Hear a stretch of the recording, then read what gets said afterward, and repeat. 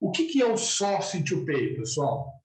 Source to Pay é eu ter muito claro para mim a minha base de dados, para eu poder analisar a minha compra, analisar a minha categoria, de tudo que eu compro, organizar isso de uma maneira que eu vou fazer por categoria ou subcategoria. Por exemplo, eu tenho que comprar serviço de limpeza, né? Pô, serviço de limpeza? Mas o que está amarrado ao serviço de limpeza? Pô, junto com o serviço de limpeza, eu posso, não estou dizendo que eu vou fechar, mas eu posso cotar serviço de segurança, porque normalmente a empresa que me dá serviço de limpeza pode me dar um serviço de segurança. O que mais? O cara que faz limpeza, o que ele faz também? Manutenção. Pô, o cara que faz limpeza, faz segurança, faz manutenção, o que ele faz? Controle de praga. O que ele faz? Jardinagem. Opa, pera um pouquinho. Eu poderia abrir, então, o que a gente chama de um mega bid, para eu, então, ir com uma super negociação, tentando extrair o máximo desses fornecedores. Isso não significa que eu vou fechar com um fornecedor só, mas eu vou testar o mercado, entendendo que se eu fechar com um fornecedor só, todos esses serviços, será que não tem um ganho? Ou é melhor eu fechar, então, separado? Ou qual a melhor combinação? Limpeza com serviço de controle de praga? Ou segurança com jardinagem? Não sei. Eu vou testar. Para isso, eu preciso fazer esse tipo de avaliação na minha categoria. Depois, eu preciso criar uma estratégia para essa minha categoria e fazer um plano de sourcing. Quando que eu tenho que negociar facilities, pessoal? Cara, essas categorias têm que estar negociadas em janeiro, principalmente quem é de São Paulo. Renato, por que janeiro? Porque o dissídio dessa categoria é em janeiro e não faz sentido a gente negociar nada que seja fora do dissídio. Por quê, pessoal? Porque toda vez que eu negocio fora do dissídio, o que o fornecedor faz? Ele põe uma gordura, a gente não sabe quanto vai aumentar, ele vai botar o que ele quiser. Então, eu tenho sempre que negociar no dissídio. Só que aí o que acontece? Lembra da história do planejamento? Se eu vou rodar uma metodologia Strategic Sourcing e a metodologia demora 3 meses para ficar pronta, 3 meses, Renato? 3 meses para ficar pronta. Então, eu tenho que começar quando? Outubro, novembro e dezembro. Porque quando chegar em janeiro, que eu vou mudar o contrato, eu já tenho que estar com a negociação pronta, o contrato pronto. E eu começo o meu processo de análise da demanda, análise do mercado fornecedor, e eu fecho com a parte de montar minha estratégia para o mercado. Porque quando eu for lá para dezembro, mais ou menos, os fornecedores já sabem quanto vai ser o dissídio. E aí eu consigo fazer a negociação, até porque às vezes o dissídio vem com mudanças às vezes de ticket, de hora, sempre tem uma história que o sindicato dessa categoria inventa. E eu preciso estar alinhado a isso. Eu não adianta eu negociar antes e nem depois. Tem este momento correto. E eu preciso fazer essa análise, e essa tal da onda, né, de negociação, é eu saber quando que eu vou negociar. Renato, me dá um outro exemplo de onda de negociação. A gente tem aqui, por exemplo, frota de vendas, ou seja lá o que for. Mas a frota não tem o melhor momento para negociar. É verdade. Só que existe quando o contrato vai vencer. Quando que o contrato vence no ano que vem? É setembro do ano que vem? Adianta eu abrir o bid agora? Não adianta. Então, o que eu tenho que fazer? Eu tenho que esperar setembro. Mas espera um pouquinho, Renato. Setembro, eu tenho que estar com a negociação fechada. Volta 3 meses. Então, julho, agosto, setembro. Ou junho, julho e agosto. Para 1º de setembro, a negociação está pronta. Eu estou planejando quando que eu vou fazer minhas negociações. Neste planejamento, eu também planejo minhas férias. Porque, por exemplo, quem compra facilities, pelo menos no meu time, quem compra facilities não tira férias setembro, outubro, novembro, dezembro e janeiro. Por que não tira férias nesses 5 meses? Porque quando o cara tem que estar aqui para negociar, como é que ele vai sair de férias? Cara, ele pode tirar em março, abril, maio, junho, julho, pode escolher. Agora, aqueles meses não pode. E quando eu contratava, eu já falava logo. Legal, só tem um combinado. Essa época do ano você não pode tirar férias. Ah, mas por que? Que quando a tua categoria negocia, querido? Não tem. Ah, mas eu nunca trabalhei assim. Aqui a gente trabalha assim, porque a gente trabalha em cima do dissídio. Pô, mas quanto tempo antes? É o tempo da metodologia. Eu tenho que rodar a metodologia para poder funcionar. E aí eu vou organizando a minha base daquilo que eu estou negociando. Tá? Depois, eu vou executar o meu processo, né, de sourcing. Por que eu chamo projeto? Eu vou executar meu projeto de sourcing. Porque não é um projeto, não é uma compra que vai demorar 3 meses.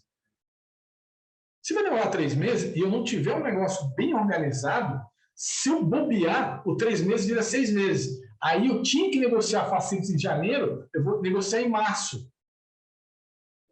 Aí o que acontece? Às vezes o que acontece, o fornecedor tem um contrato que automaticamente renova. Aí eu perco a onda, vou negociar isso só para o ano que vem. Ou ele me aplica um aumento e eu estou majorando a minha empresa por 3 meses porque eu não fiz a negociação e eu não consigo fazer retroativo. Então eu preciso ter uma cadência aqui em cima. E o que eu falo de cadência aqui em cima é projeto. O que eu uso hoje? Para a metodologia Strategic Sourcing, eu uso uma ferramenta chamada Project for Me, que foi uma ferramenta que foi desenvolvida para trabalhar com projeto ágil por um cara que é especialista nesse tipo de metodologia de projeto. Cara, cai direitinho, fica ótimo para a gente poder trabalhar. Tá? Depois, a gente negocia o contrato, né, e premia o fornecedor, avisa quem for o fornecedor, tá? Finaliza esse contrato aqui, né, cadastra lá o fornecedor, sobe o contrato, carrega o contrato no repositório, implementa um plano de avaliação de fornecedor, como o Marcos fez, certo? O trabalho do comprador para aqui, ó. Por quê? O que diferencia isso aqui? Tudo isso aqui eu fiz sem eu ter uma requisição de compra. Exatamente como, mais ou menos como vocês fizeram agora a Festo. Claro que quando eu olhei aqui, né, fiz uma avaliação aqui, uma análise da minha categoria, eu percebi o que eu comprei nos anos anteriores. Se eu tiver um pouco mais de conhecimento, eu vou entender o que a empresa vai crescer para o outro ano, carrego isso e eu vou para o mercado com uma necessidade maior, de 1 ou 2 anos daquilo que eu vou negociar. É uma visão totalmente estratégica daquilo que eu estou fazendo, saindo da corrida no dia a dia. A partir do momento que eu carrego o meu contrato, ou minha lista de preços, dentro do SAP, ou dentro de uma ferramenta, seja a base B, a Ariba, seja lá quem for, eu carregando isso aqui, quando o meu cliente interno quiser comprar aquela festo, aquele rolamento, aquele seja lá o que for, ele vai colocar uma requisição de compras, vai aprovar a requisição de compras, essa requisição de compras vai identificar, vai colocar a requisição de compra, vai aprovar, a requisição de compra vai identificar, olha, peraí, este item de material, eu já tenho um catálogo com a Festo. Ele cria já um pedido de compras baseado nessa informação. E automaticamente vai para o fornecedor. Claro, gente, tem aprovação aqui da requisição. Mas o próprio sistema emite o pedido de compras. Renato, pera um pouquinho, mas não passa por compras?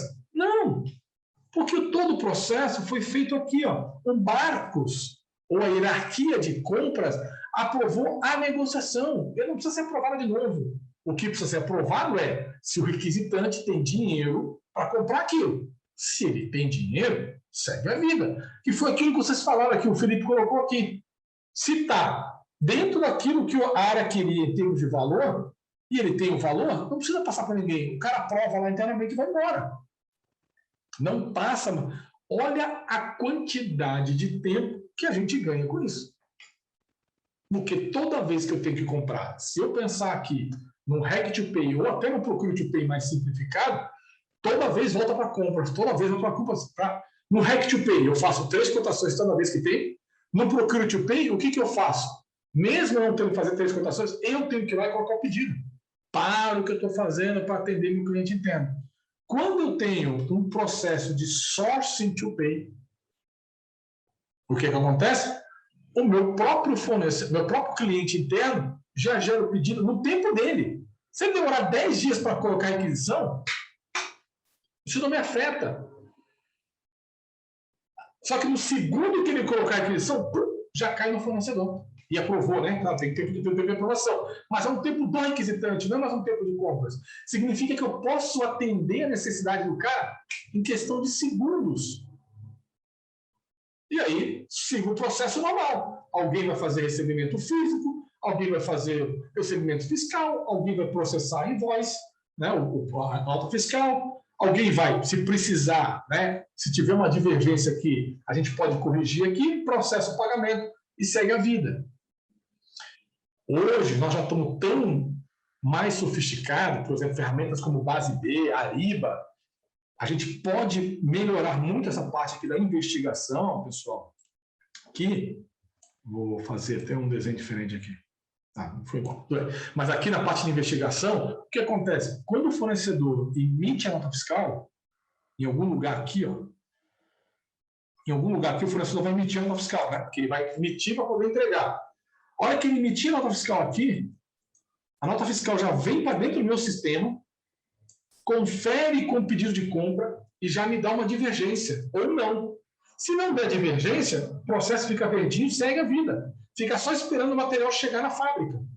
Se ele tiver uma divergência, aquilo já dá um sinal para o comprador, né? Ou para quem faz o follow-up, para o fornecedor, peraí, tem uma coisa errada.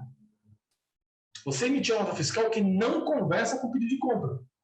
Ah, não, mas o seu pedido está errado. Não. Gente, anota aí. Pedido de compra é soberano. Eu não tenho que arrumar o pedido de compra quando a nota fiscal chegar na fábrica. Eu tenho que arrumar o pedido de compra se o fornecedor receber o pedido e disser, Renato, esse pedido aqui não é o que nós combinamos.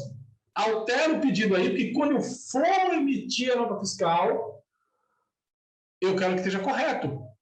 Porque senão ele chega na fábrica, errado, para o caminhão, para todo mundo. Aí eu, comprador, tenho que parar tudo que estou fazendo, sai correndo e fica colocando o pedido que nem um bicho doido. Não é assim que acontece? Mas não deve ser assim. Então, o pedido de compra é soberano. E aí o que a gente falou aqui de avaliar o fornecedor, implementar um plano de SRM, é dizer o seguinte, fornecedor, o pedido de compra é soberano. Portanto, se chegar aqui nota fiscal que não bate com o pedido, eu vou penalizá-lo. Eu vou dar um ponto negativo. Ah, mas é um absurdo. É um absurdo você fazer eu parar sabendo que meu pedido eu posso errar e pôr o pedido errado. Você tem que me ajudar a corrigir. Só que quando você recebe o pedido e não quando você emite a nota fiscal do jeito que você acha que tem que emitir. Você tem que emitir a nota fiscal exatamente do jeito que eu estou dizendo aqui no meu pedido de compra. Se tem que ter 10 linhas, são 10 linhas, tem que destacar imposto, tem que destacar o imposto. Adianta você mandar do jeito que você quer e passar o trabalho para mim. Porque esse não é um bom fornecedor. Eventualmente, se for um cara que me dá muito trabalho, eu posso desclassificá-lo. Certo? E aí, então, eu tenho um processo mais adequado e mais robusto para aquilo que eu estou buscando. Tá? Tudo bem? Com isso, a gente fecha aqui essa parte de processos aqui.